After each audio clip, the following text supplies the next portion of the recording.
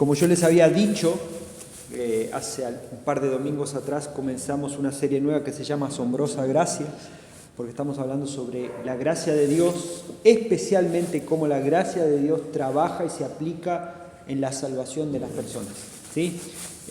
Porque podemos hablar de la gracia de Dios de muchas maneras, cómo Dios levanta el sol todos los días, cómo Dios permite que caiga la lluvia. Sin embargo, una de las formas más profundas, una de las formas más cruciales del conocimiento de cómo obra Dios a través de su gracia es cómo lo hace en la salvación de las personas a la hora de salvar. Y comenzamos antes de esa serie, cuando vino el pastor Gabriel a predicar, y hace un par de jueves atrás, hablando de la sola Escritura. ¿Se acuerdan la importancia de la sola Escritura? ¿Y por qué? ¿Qué tiene que ver con estas doctrinas de la gracia? Bueno, porque dijimos que estas doctrinas nacen de la palabra de Dios. Y muchas veces pueden sonar controversiales. Y uno dice, pero yo no creo que sea así. Entonces una de las cosas que les dije, y también está siendo mi sentimiento y mi oración este tiempo, es oremos para cualquier idea previa que tengamos sea sometida a la palabra de Dios. Y si concuerda nuestra idea con la palabra de Dios, excelente, seguimos adelante. Pero si nuestra idea previa tal vez no es igual a lo que la palabra de Dios dice, bueno, que seamos valientes, lo suficientes, dirigidos por Dios para cambiar lo que tengamos que cambiar. ¿Okay? Por eso que comenzamos hablando de la base de la sola Escritura.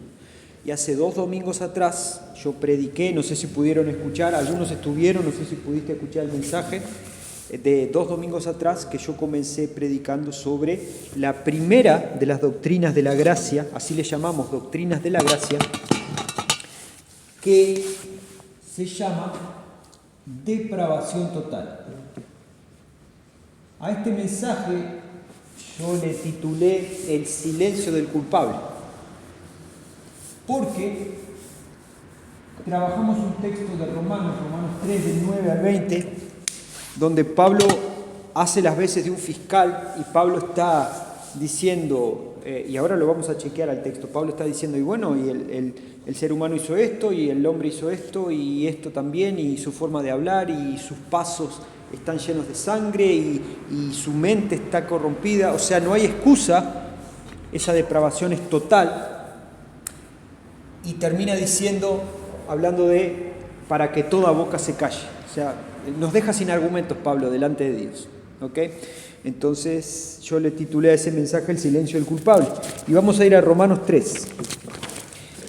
Mientras tanto, mientras vamos buscando, yo también les había dicho que ustedes escucharan el mensaje, los que estuvieron acá en la iglesia, meditasen en eso, que fueran a su casa, que lo chequearan, porque la idea también es que si surgen preguntas, este es el tiempo donde también podemos responder preguntas, ¿ok? Lo primero que tengo que decir, acá tengo más tiempo que el domingo para explicar otras cosas, ¿sí? Le decimos doctrina de la depravación total, pero también podemos llamarle a esto corrupción radical. Hay diferentes nombres, ¿ok? Recuerden, estos nombres no son inspirados, estos nombres se los hemos puesto a lo largo de la historia a los teólogos para explicar en una frase a lo que nos referimos, ¿ok? ¿Qué es lo que quiere decir esto? Depravación total quiere decir que el hombre hace todo el mal que puede hacer. No, por supuesto que no. ¿No les da la sensación a veces de que cada vez vamos a peor? ¿Cada vez estamos peor como sociedad? Y bueno, o sea, no hacemos todo el mal que podríamos hacer. Cuando hablamos de total o radical nos estamos refiriendo a que toda y cada parte del ser humano está corrupta, ¿sí? O depravada, ¿ok? Toda parte del ser humano. ¿Qué sería lo contrario a una depravación total o una corrupción radical? ¿Qué sería lo contrario a esto? ¿Qué les parece? Un arrepentimiento total, perfecto, sí, exacto. Y una salvación total. Un arrepentimiento total que lleva a una salvación total, exacto. Por eso que las doctrinas de la gracia comienzan con la condición del hombre. No podríamos empezar hablando de una salvación total que llega a todos lados si primero no hablamos a quién va a salvar Dios. Bueno, a este tipo de personas es al que salva a Dios. Y la noticia que nos da la Biblia es que no hay ninguna persona fuera de este prototipo. ¿Ok? Todas. Y comenzamos leyendo en esta reunión el Salmo 53 y el Salmo 51, que nos hablaban de que, incluso David dice, desde antes de que me concibiese mi madre, ya nací en pecado, ¿ok? Esto contradice también algunas ideas previas que muchas veces tenemos, por eso yo hablaba hace un ratito de las ideas previas, de que el hombre no es tan malo. Hay hombres buenos, ¿verdad que hay hombres buenos? Todos conocemos personas buenas. Pero lo que hablábamos ese domingo, y yo tengo que recordarles hoy, que esta depravación total no es en comparación unos con otros, es delante del tribunal de Dios.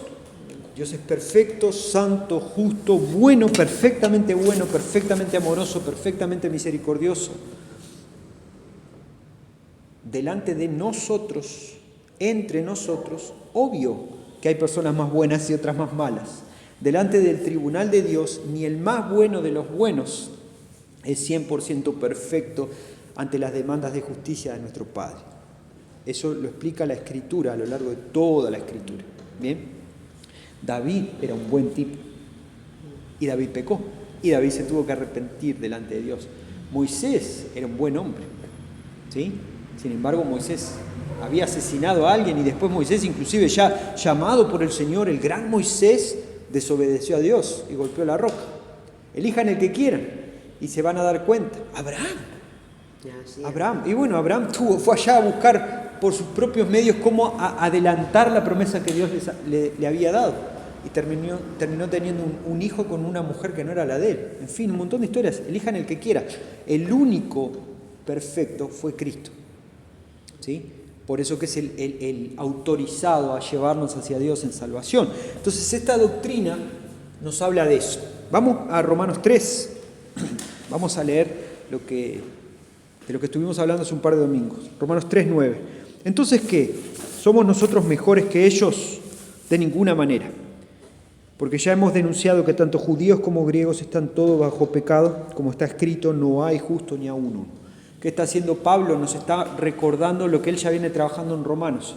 Romanos capítulo 1 hasta el capítulo 3, Pablo está hablando de que todos estamos condenados, que no hay justo ni aún uno, que todos estamos destituidos de la gloria de Dios.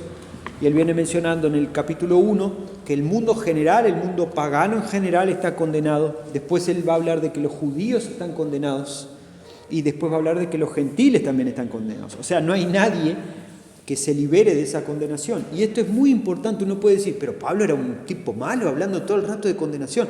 Pablo lo que está haciendo es mostrando el paño de fondo de la condición del ser humano para después poder mostrar cuán eficaz y preciosa es la salvación.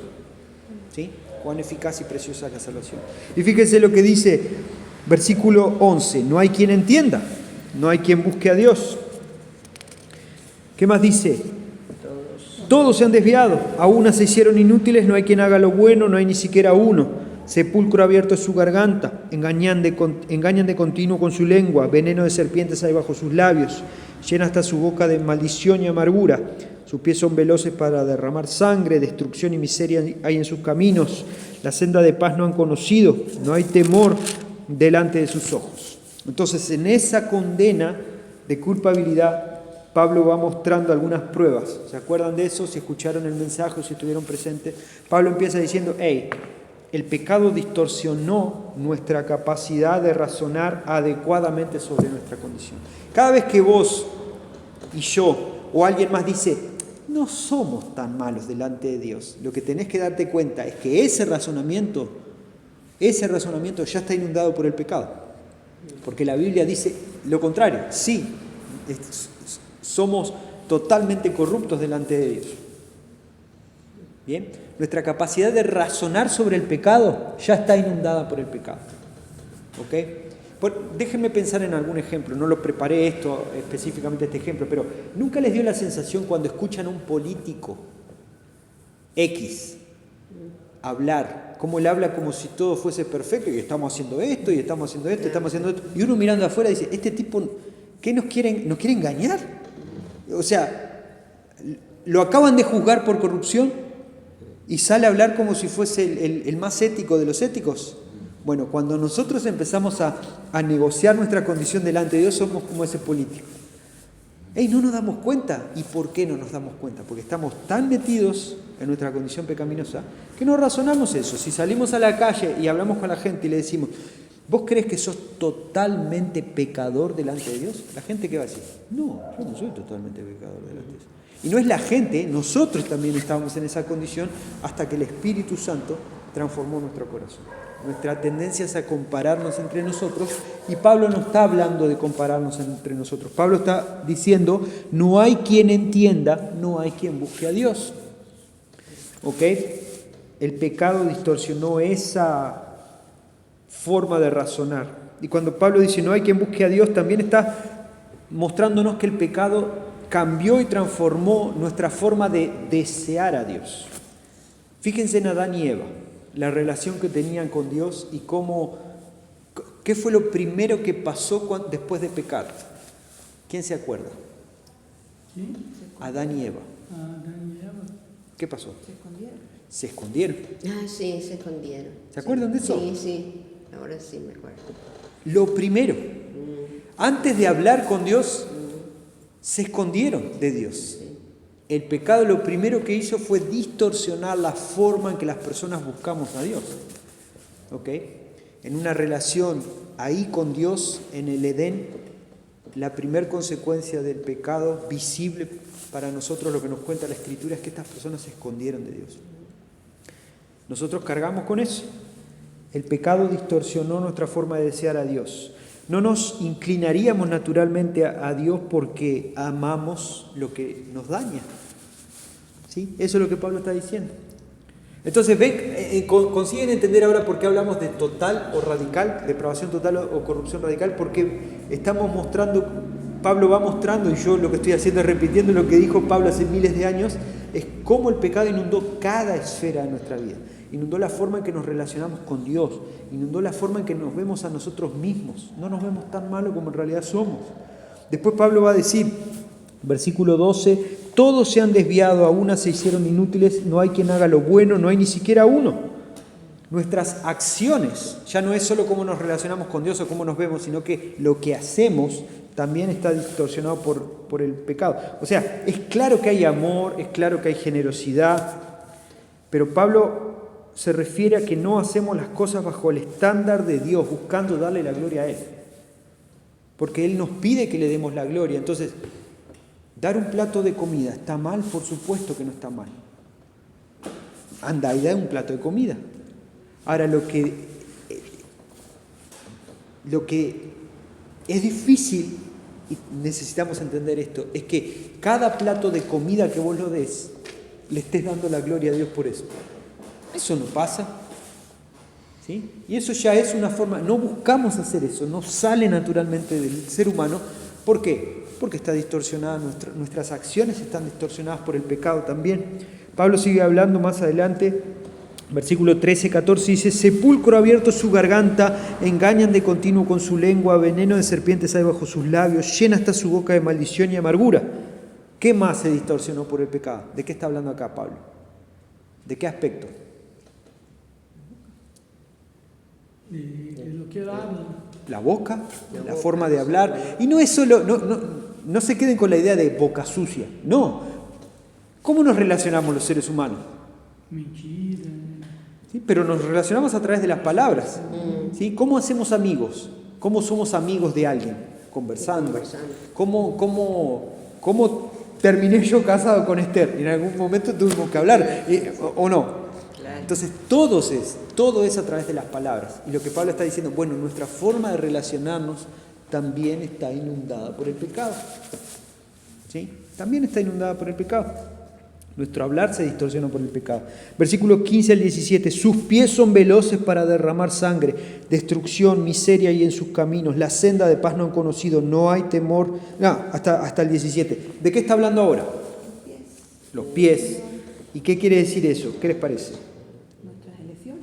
Sí, nuestras elecciones, nuestras relaciones interpersonales, porque acá no está hablando solo de correr hacia el mal, sino está hablando de hacer guerra, de destruir a las otras personas. La senda de paz no han conocido. O sea, toda la forma en que me relaciono con los demás. Cada vez que ustedes ven, prenden el informativo y robaron a alguien, mataron a alguien, la guerra no sé dónde y la otra guerra no sé cuánto. ¿Sí? Todo eso Pablo lo está explicando acá y el salmista lo estaba explicando antes, miles de años antes incluso que Pablo, diciendo, esta es la consecuencia del pecado. ¿Ok? Y por último, versículo 18, no hay temor de Dios. Nuestra relación con Dios se dañó completamente, ya no hay temor de Dios. No hay un temor reverente, no hay alguien que diga, hey, no quiero hacer esto porque no honra a Dios. En nuestra condición natural, ¿ok? Antes de conocer a Dios. Yo sé que usted puede estar pensando ahora, pues yo soy salvo, yo quiero honrar a Dios. Sí. Recuerde que estamos hablando de cómo Dios obra en la salvación del ser humano. Entonces pensamos, ¿cómo es el ser humano antes de conocer a Dios? Totalmente depravado, radicalmente corrupto, radicalmente depravado, totalmente corrupto, como quiera, cruce acá como quiera, pero lo importante, entiende lo que es total y radical, ¿no? Es que todas las áreas de nuestra vida fueron inundadas por el pecado. Hace un par de domingos hablamos de eso, y lo importante de esto viene en el versículo 19 y 20. Ahora bien, dice Pablo, después de entender esto, ¿no? Sabemos que cuanto dice la ley, lo dice a los que están bajo la ley, para que toda boca se calle y todo el mundo sea hecho responsable ante Dios. Porque por las obras de la ley ningún ser humano será justificado delante de la ley, pues por medio de la ley viene el conocimiento del pecado. Entonces Pablo lo que está diciendo es, yo te muestro esto para que te quedes sin argumento delante de Dios y dejes de pelearte con Dios y decir, no, pero yo soy bueno, no, pero hay una parte de mí. No, mis pasos son malos, mi mente es mala, mis pensamientos son malos, pero mi boca es buena. Pablo está diciendo, no hay argumentos para que toda boca se calle. Para que toda boca se calle delante de Dios y entienda, hey, ya está, no pelees más con Dios, levantá la bandera blanca y decís, sí, soy pecador. Y cuando conocemos al Señor, ¿qué hacemos? Vos hablabas que lo contrario a este era el arrepentimiento total. ¿Qué es lo que hacemos cuando somos salvos? ¿Qué es lo que hacemos antes de decir que Jesús es nuestro Salvador y que Jesús es nuestro Señor? ¿Qué hacemos antes? Nos arrepentimos. Exacto. Y uno no se está arrepintiendo específicamente de un pecado que cometió esa mañana, ¿verdad? Nos estamos arrepintiendo de esto, de esta condición. Señor, yo reconozco que soy así, te pido perdón. Y reconozco también que el único camino para ir a Dios ahora es a través de Jesús. Deposito mi fe en lo que Cristo hizo. Entonces, ¿ven por qué es tan importante entender esto? Y además, es importante entender esto porque en las últimas décadas, tal vez, en el mundo, lo que ha pasado es que hemos quitado esto de nuestra evangelización. Le decimos a las personas, vení que Dios te necesita, Dios te está esperando, Dios no sé qué, Dios no sé cuánto. Pero no hablamos de nuestra condición delante de Dios. ¿Sí? Y es importantísimo, es la mitad de la torta entender que para la entrada al reino es arrepentimiento y fe. No es solo fe, ¿ok? Porque es una fe en otro Dios. Tener fe en un Dios que me está esperando de brazos abiertos, no importa lo que yo haya hecho, no es el Dios bíblico. El Dios bíblico es, Dios es justo, la paga del pecado es muerte. Pero Dios también, siendo misericordioso, amoroso, perfectamente, Él elaboró un plan para que vos y yo, pecadores, podamos acceder a Él. Él es santo, no se mezcla con el pecado. Entonces, ¿cómo vamos a hacer? Nosotros no podemos, ahí Dios hace el plan. ¿Okay? Por eso es tan importante entender esta doctrina como base a lo que va a venir después. ¿Ok? Bien, entonces, antes de pasar a lo otro, ¿ustedes durante esta semana pudieron meditar en esto? ¿Surgió alguna pregunta? ¿Algo que quieran compartir, contar, preguntar? ¿Ustedes concuerdan con esto? ¿Creen que Pablo tiene razón en lo que está diciendo? ¿Sí? ¿Rubén? ¿Sí? Vos sí también, ya lo sé, pero pregunto por las dudas. ¿Ok? Por las dudas. ¿Sí? Pero nosotros acá en la iglesia no creo que tengamos mucho problema con eso porque es algo de lo que yo hablo habitualmente. Pero si nosotros hablásemos todo el día de lo bueno que somos, de lo lindo que somos, de lo agradable que somos, esto costaría entender esto. Costaría entender. Y la objeción número uno siempre es pensar, pero mi mamá es buena, mi papá es bueno, Y una vez más tenemos que recordar, pero esto no se trata de una comparación entre nosotros. Obvio que entre nosotros hay personas más buenas y personas más malas. ¿Cómo vamos a decir que son iguales una mamá que está trabajando para darle comida a un hijo a un asesino serial? Lógico que son diferentes. ¿Sí? Lógico que son diferentes. Pero la cuestión es, delante de Dios, Dios demanda que los dos cumplan todas las demandas de justicia que Él pidió. Que los dos sean perfectos. Y los dos fallamos en diferentes niveles, pero fallamos. Y lo que Pablo está diciendo es que el pecado que se manifiesta en esta persona, en este asesino serial, de una forma asquerosa y compulsiva y terrible, que inundó todas las áreas de su vida, también inundó todas las áreas de la vida de esta mamá, de esta madre. Lo que pasa es que se manifiesta de diferentes maneras. Pero todo el ser humano, por completo, cabeza, forma de pensar, la forma de hablar, sus pasos, sus planes, todo está corrupto porque no busca darle la gloria a Dios, que fue para lo que nosotros fuimos hechos. Por eso que necesitamos, una vez que entendemos esto, decimos, yo no puedo ir a Dios. Necesitamos que Él me diga qué tengo que hacer, ¿verdad? Que el próximo paso venga de parte de Dios. Y ahí es donde viene la próxima parte de esta doctrina, que fue la que estudiamos el domingo pasado. Pastor, Sí. uma pergunta. Assim como você falou aí de um serial killer de uma madre. E lá, com relação à predestinação, os dois podem ter a predestinação? O uno no e o outro sim?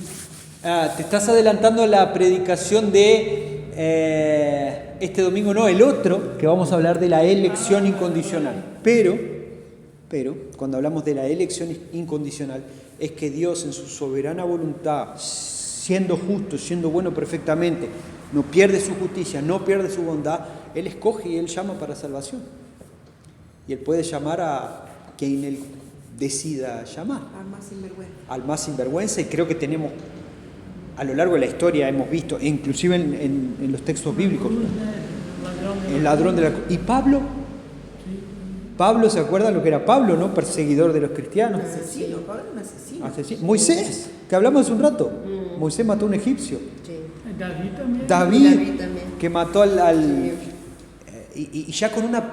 porque si decimos Moisés fue ahí como que en el calor de la cosa, pero David premeditado. Entonces, adelantándome a eso que voy a predicar de acá 2 domingos, pero sí, por supuesto, porque es la soberanía de Dios. ¿Sí? Y esa elección, como dice Efesios 1, que estuvimos estudiando vos y yo hace un par de viernes, lo hace para que su gloria sea manifestada. Y su gloria es manifestada, Dios salvando a esa mujer y Dios salvando al otro. Por supuesto que sí. ¿Ok? Es una buena pregunta y me la tenés que volver a hacer más adelante para que te la responda con más claridad todavía, ¿ok? Pero ya te digo que sí, por supuesto que sí. Entonces, volviendo a lo que estamos hablando, el primer punto es la depravación total. Entonces, si decimos que entendemos que somos totalmente depravados, ¿qué pasa con nosotros? No, estamos de espaldas a Dios, estamos siendo enemigos de Dios, necesitamos que Dios venza esa resistencia, porque nosotros no podemos hacerlo. ¿Sí? Y de eso estuvimos hablando el domingo pasado. Si no escucharon el mensaje, en el canal de YouTube está el mensaje, y a esa doctrina, a ese movimiento que Dios hace y vence nuestra resistencia, es al que nosotros le llamamos gracia irresistible. Y esto también es importante, porque a veces las palabras confunden.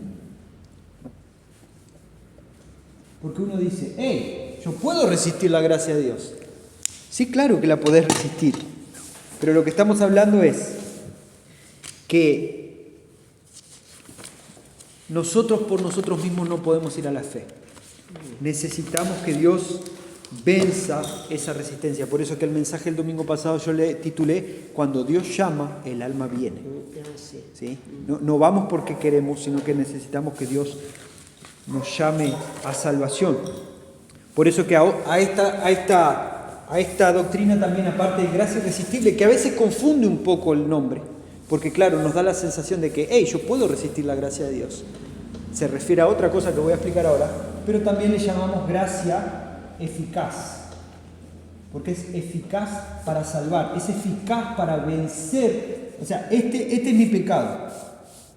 ¿Sí? Acá estoy yo. Dios está al otro lado. No hay nada que yo pueda hacer para saltar este muro, pero Dios puede vencer esta resistencia, venir acá, llamarme para salvación y llevarme para el otro lado. ¿Ok? Entonces, de nuevo, esto pasa cuando vos y yo fuimos salvos, esto es instantáneo. ¿Ok? No es, estamos hablando de un proceso, pero no ocurre como un proceso, ocurre todo al mismo tiempo. Lo que hacemos, lo que estoy intentando hacer como pastor es separar todo lo que pasa para que seamos más conscientes, para que así podamos alabar más a Dios y agradecerle más a Dios por todo lo que hice. Entonces, como soy totalmente corrupto, no puedo ir yo hacia Dios. ¿Qué hacemos? No tendríamos salvación. Pero Dios, que es infinito en misericordia, como dice la palabra de Dios, o Romanos 5:8, más Dios muestra su amor para con nosotros en que siendo aún pecadores, Cristo murió por nosotros. ¿Ok? La paga del pecado es muerte, dice Romanos 6:23, más la dádiva de Dios, pero el regalo de Dios es vida eterna en Cristo Jesús. O sea, Dios, a pesar de que seamos pecadores, a pesar de que estamos muertos en nuestros delitos y pecados, Él decidió vencer esa barrera y traernos hacia Él. Entonces, lo que hablamos la semana pasada era... ¿Cómo? Este domingo. Sí, estoy mal con las fechas. Que todo responde a la voz de Dios, y yo comencé hablando inclusive de la creación. La nada, no había nada, y Dios decía, sea la luz, y fue la luz. La tempestad, en los evangelios, cuando el Señor manda callar a la tempestad y calmar la tempestad. La naturaleza responde a Él. Comencé el mensaje el domingo pasado con una ilustración recordando el milagro de Lázaro, la resurrección de Lázaro. El Señor Jesús se paró en la puerta y le dijo, Lázaro, ven fuera. La muerte le respondió al Señor Jesús. Lo trajo a la vida. Lo trajo a la vida. Y lo trajo a la vida sin tocarlo, sin hacer malabares, solo con el simple llamado de su voz. Y también tantas otras veces como los discípulos, Pedro, Andrés, Juan, Jacobo, son ejemplos claros. Porque a los 4 le dijo lo mismo, sigan. Y lo siguieron.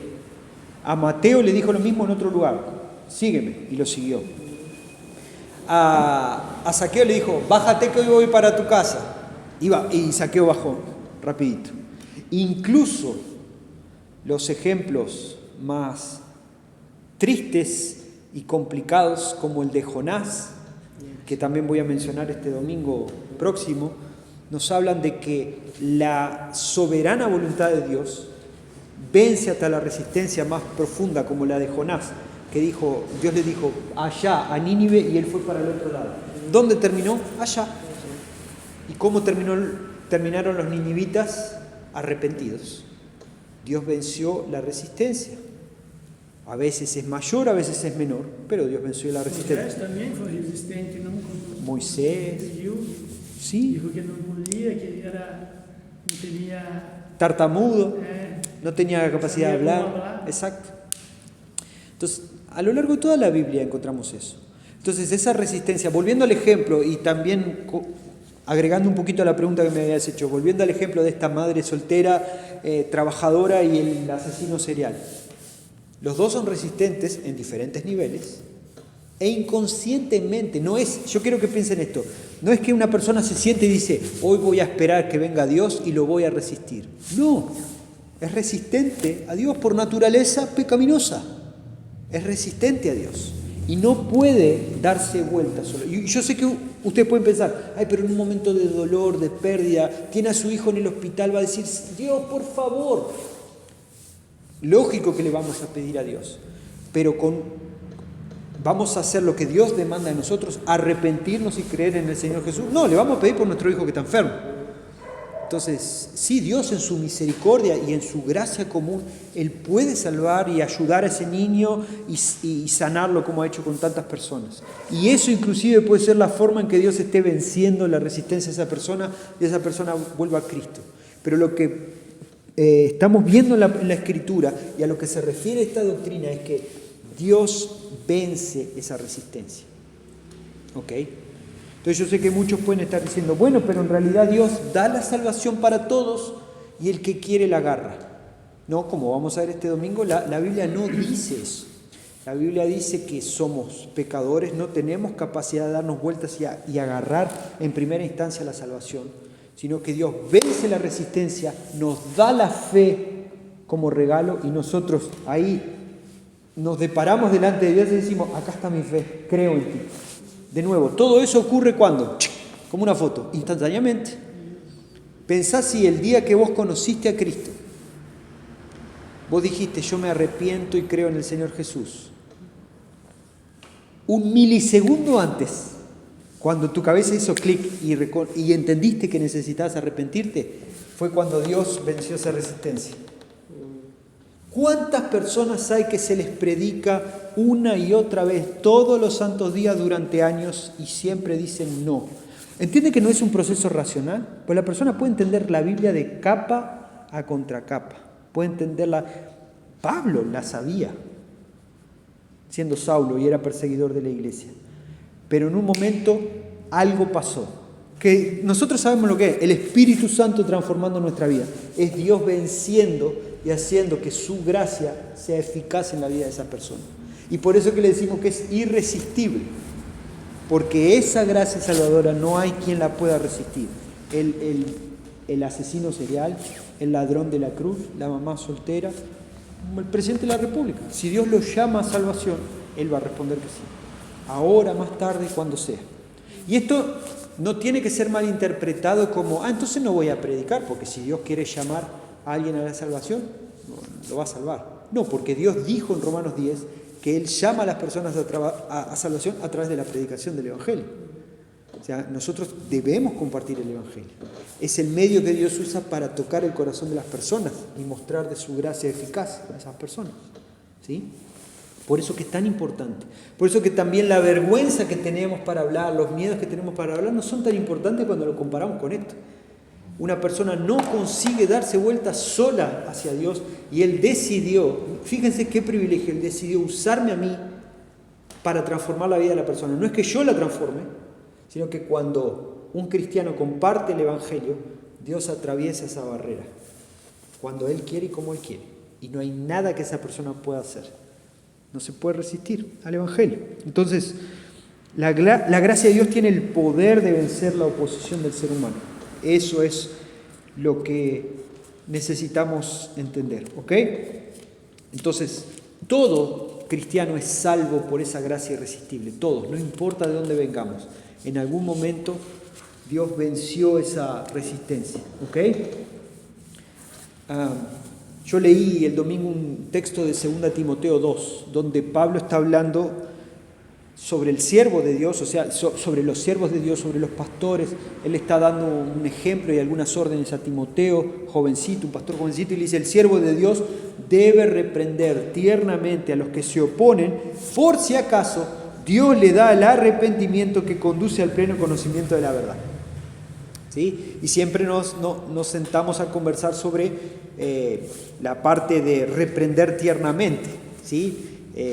Pablo le estaba diciendo a Timoteo que era pastor en Éfeso, una ciudad, estaba el templo de Diana, era terrible y era normal. Yo creo que me enojaría o a veces me pelearía con algunas personas inclusive de esa ciudad, y Pablo le dice, hey, vos reprendelo tiernamente, decirle, no tenés razón, estás equivocado, pero hacelo con ternura.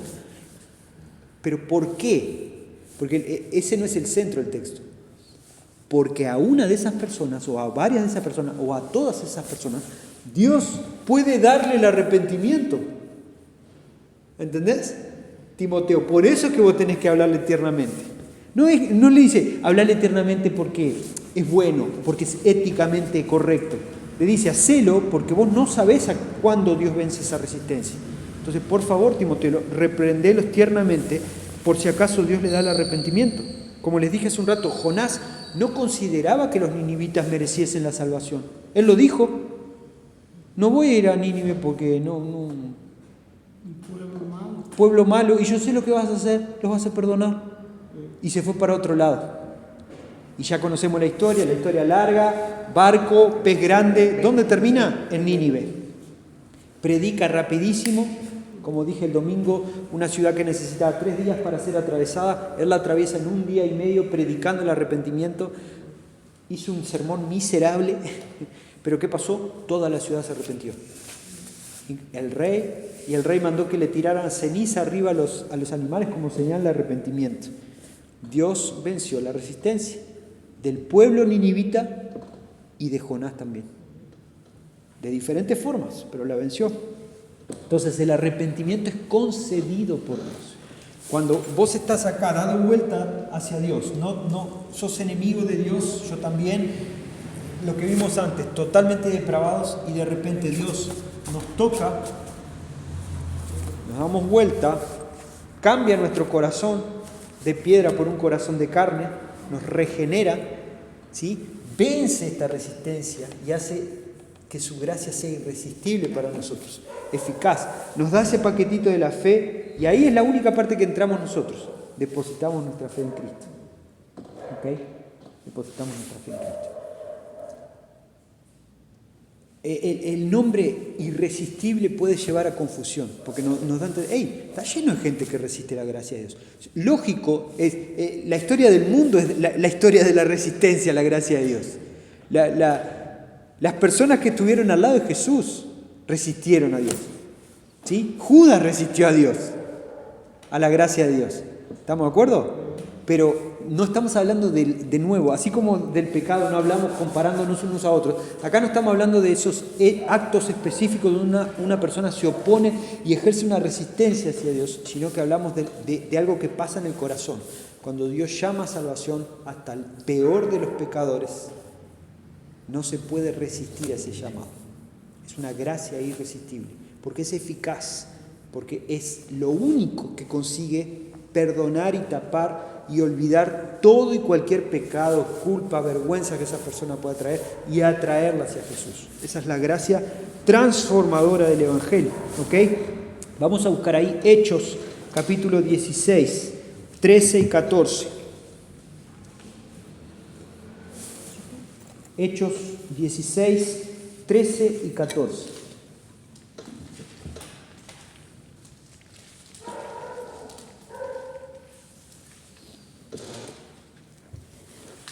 ¿Qué dice? Un día de reposo salimos fuera de la puerta, junto al río, donde solía hacerse la oración, y sentándonos hablamos a las mujeres que se habían reunido. Entonces una mujer llamada Lidia, vendedora de púrpura de la ciudad de Tiatira, que adoraba a Dios, estaba oyendo, y el Señor abrió el corazón de ella para que estuviese atenta a lo que Pablo decía. Y cuando fue bautizada, su familia nos rogó diciendo: si habéis juzgado que yo sea fiel al Señor, entrad en mi casa y posad. Y nos obligó a quedar. Esta es una mujer que se llama Lidia. Empezá de nuevo a leerlo, Esther. Y un día de reposo, un sábado, salimos fuera de la puerta junto al río donde solía hacerse la oración.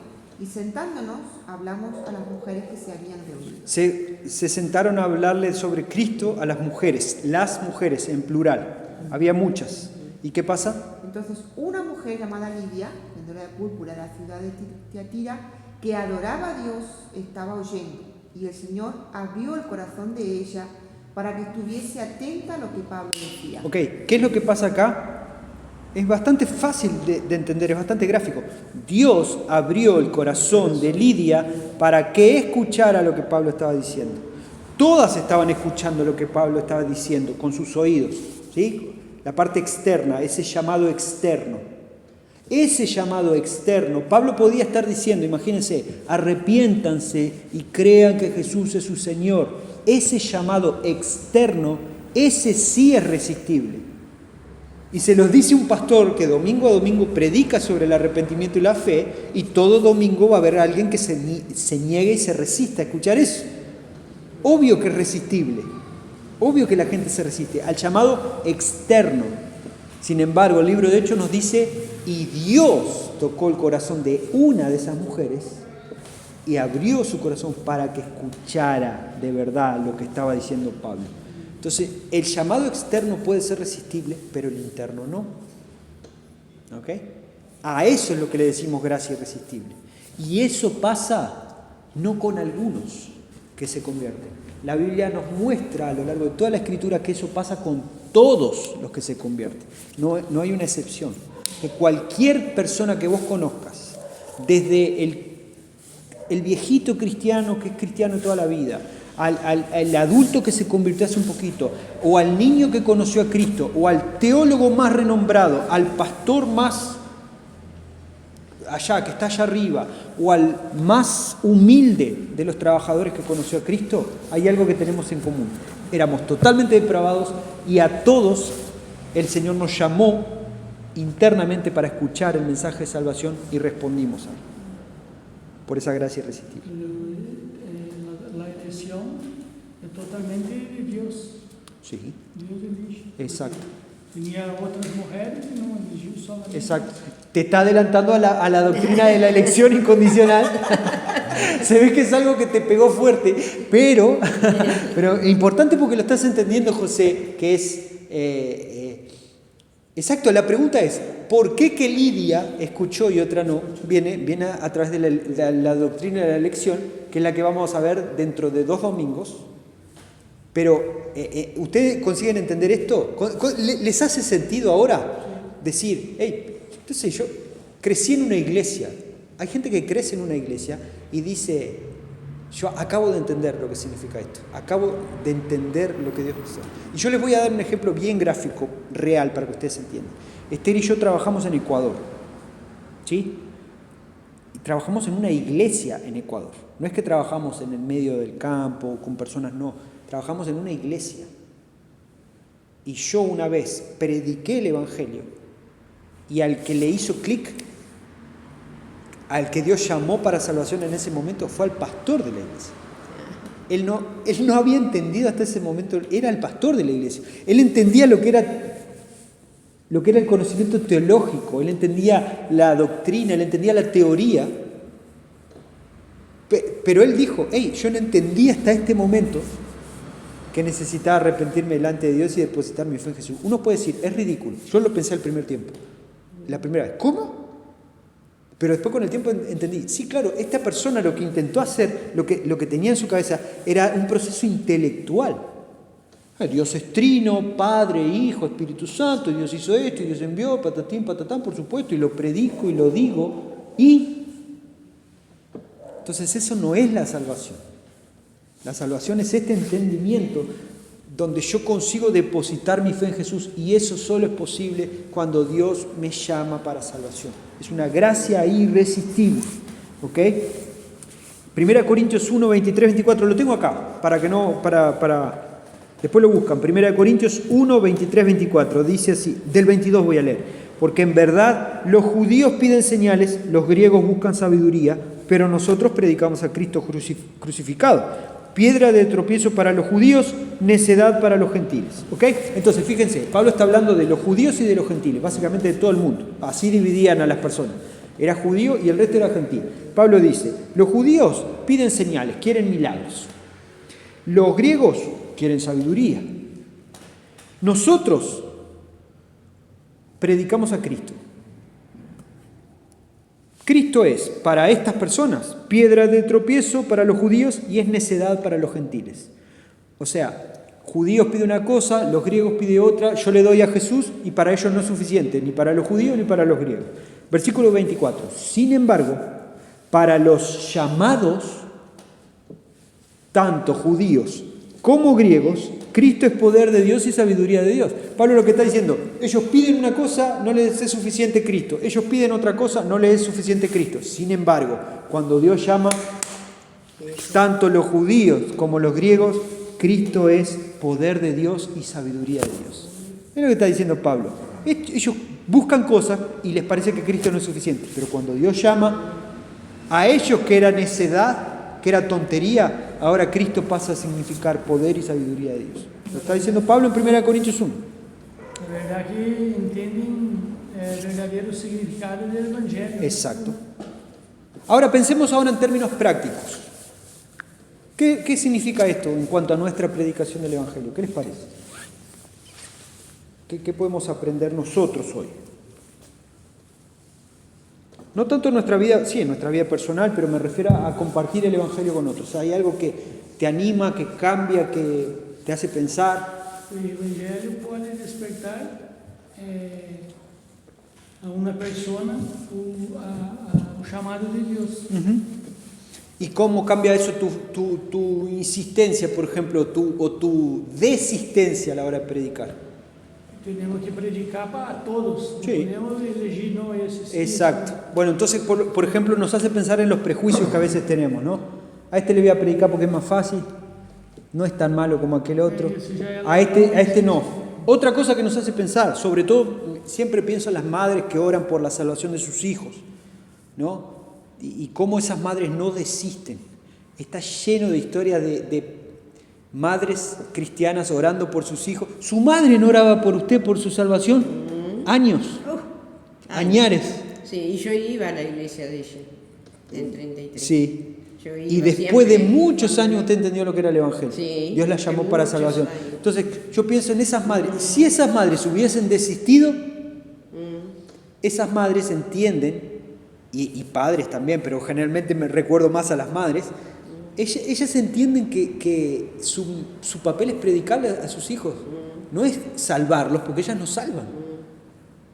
Y que ellos tengan todas las herramientas para responder al llamado de Dios cuando Dios venza esa resistencia.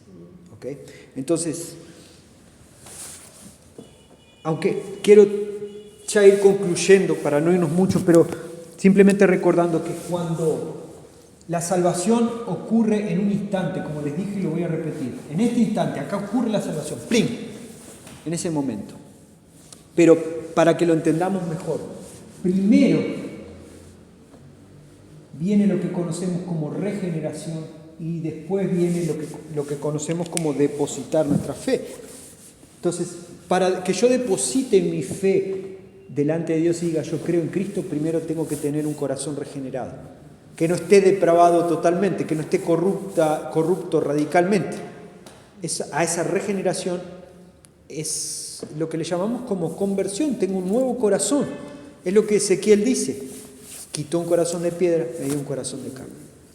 Y con ese nuevo corazón yo vengo y deposito mi fe a los pies de Cristo. ¿Ok? Para tener ese nuevo corazón y depositar mi fe en Cristo, la gracia de Dios tuvo que tocar mi corazón. Dios tuvo que mostrarme lo depravado que soy y yo tengo que correr en arrepentimiento ante Él. A eso le llamamos gracia eficaz. La gracia de Dios es eficaz, funciona para cambiar hasta el más podrido pecado. ¿Sí? Por eso que le llamamos gracia eficaz, gracia irresistible. Piense conmigo, vamos a inventar porque no tenemos datos de eso, ¿no? Pero ¿cuántas veces le habrán dicho al pecador que estaba colgado al lado de Cristo que lo que estaba haciendo estaba mal? Capaz tendría una madre que le diría, no haga eso, mijo. ¿Cuántas veces lo persiguieron? ¿Cuántas veces hizo?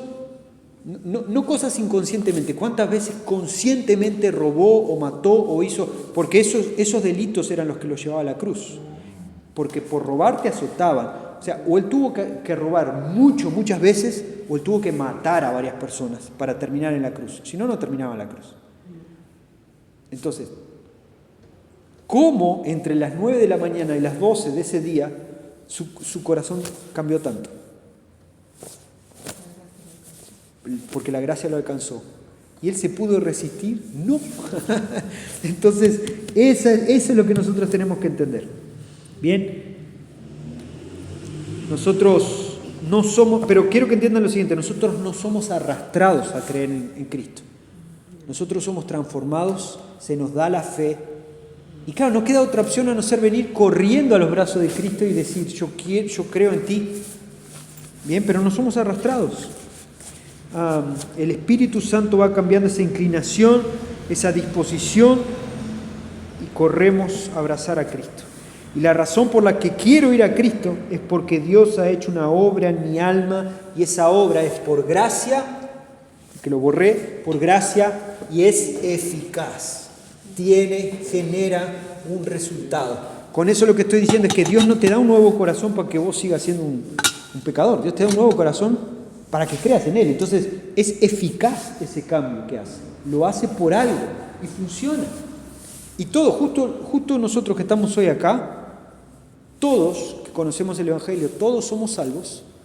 Si estamos hoy acá, un día frío, de noche, entre semana, venimos voluntariamente, eso es obra del Espíritu Santo. Naturalmente no ocurre eso. Eso ocurre porque la gracia de Dios fue eficaz. Cuando vos, ahora cuando te vayas a tu casa, o mañana, tengas ganas de abrir la Biblia, quieras darle gracias a Dios por algo, eso es porque Dios antes transformó tu corazón hace un tiempo. Es una gracia eficaz. ¿Vamos bien?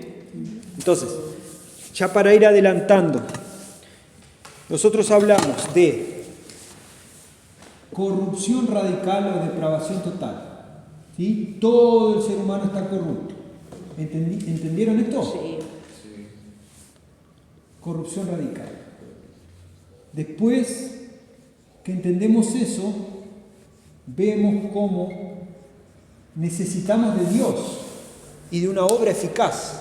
Y Dios vence esta resistencia, nos da de su gracia, nos llama hacia Él y somos salvos. ¿Ok?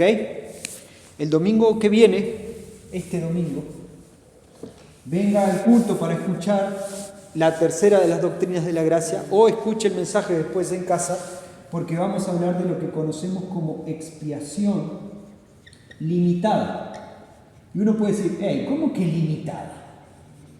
Porque acá no estamos hablando de la eficacia ni el poder de la expiación. No es que sea limitada, que Dios no pudo expiar todos los pecados. No, hablamos de la extensión. ¿Limitada para quién? ¿Es para todos esta expiación o es solo para aquellos que cambiaron de condición acá por la gracia eficaz? Está limitada a estos, no a todos. ¿Ok? Entonces la expiación, los efectos de la expiación, los efectos de la redención, están limitados a las personas que creen en Cristo y depositan su fe en Él. No estamos hablando del poder de la expiación como algo limitado. ¿Ok? De esto vamos a hablar el domingo. De acá a 2 domingos vamos a llegar a eso que tanto querés hablar, José, que es la elección incondicional. ¿Ok? Si esto ocurre,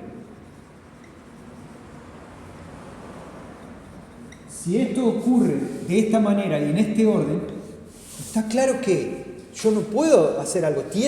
Dios tiene que haber hecho algo, y vamos a ver con algunos textos bíblicos cómo esa elección es de Dios y es incondicional. O sea, no hay una condición previa mía. A este sí porque tal cosa, a este no porque tal otra. A esta mujer sí porque es trabajadora, a este no porque era un asesino serial. Dios puede transformar el corazón de ambos, no hay una condición para eso. Y lo último, de acá a 3 domingos, vamos a hablar de la perseverancia de los santos. Dicho de otra manera, si la salvación, todo esto depende de Dios, ¿será que ahora la pierdo la salvación por algo que yo hice? No me la gané yo. ¿No me la gané yo y ahora la voy a perder? No. Perseverancia de los santos, básicamente, dicho en criollo, es la salvación no se pierde. Y lo vamos a explicar con textos bíblicos, mostrando cómo la Escritura nos muestra con claridad y suficiencia de que estamos firmes en las manos de Dios una vez que somos salvos. Esto no es un permiso para pecar, es un llamado a la santificación y a cambiar todo lo que haya que cambiar en nuestras vidas. ¿Ok? Estas son las doctrinas de la gracia. Ya hablé de estas 2 el domingo. Escuche otra vez más los mensajes, por favor, porque yo sé que son condensados, yo sé que hay mucha información. Lo bueno es que tenemos ahí un canal de YouTube, grabamos los mensajes, usted lo escucha todas las veces que quiera.